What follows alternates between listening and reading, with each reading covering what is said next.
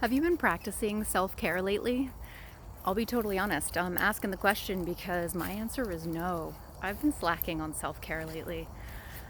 So I wanted to talk to you about some quick and easy ways to restart your self-care plan if, like me, it's been so busy and crazy in your life lately that you've been letting your own self-care needs slide.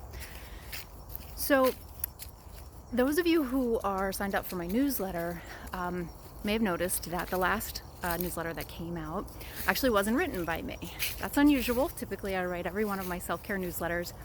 But a couple weeks ago, I just had so many balls in the air. I was just juggling way too much.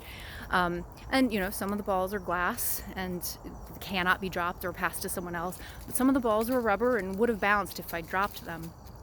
But I was just way too focused on trying to get everything done myself until I started noticing some of my own warning signs that my stress was getting out of hand. So one of the key things to keep in mind as you're trying to practice good mental health care is, you have to be on the lookout for your own warning signs that the stress is getting too much for you, and especially if the stress is moving into the territory of anxiety. So my warning signs, I was getting lots of headaches and stomach aches. I was definitely not sleeping well. I wasn't getting the quality time with my family that I know is important. So when I started noticing these things, I realized that I needed to pause and assess what's going on. And I realized that what I needed in that moment was some social self-care and also some practical self-care. So on the social side, well, what does that mean? So in order to really succeed and to have a whole self-care plan, you gotta have a trusted circle of supports, like some people in your life that you can lean on when you need help. So for me, when I realized that that was what I was lacking right then, I decided to call Marky, my nephew. He is a really clever and creative writer that's worked with me before.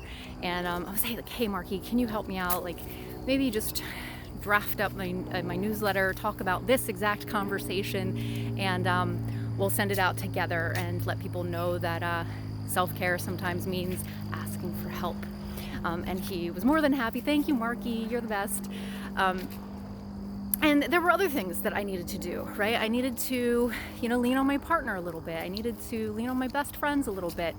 And the biggest barrier to that was just admitting that I needed help.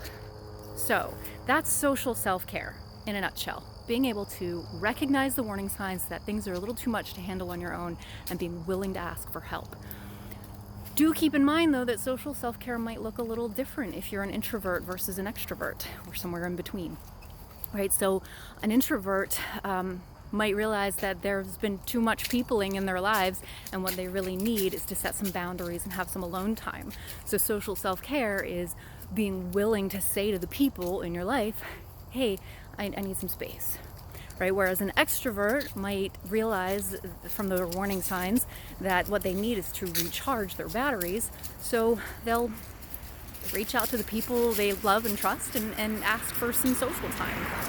So I'm curious, what is social self-care for you? And perhaps more importantly, what are your warning signs that you need it? Also, since we can't let a video go by without seeing the Benjamin. Hi, baby. Hi, Benji. Say hi. So, yeah, and hey, if you're interested in that newsletter, just send me a direct message and I'll get you on that list. All right? Have a great day. Bye.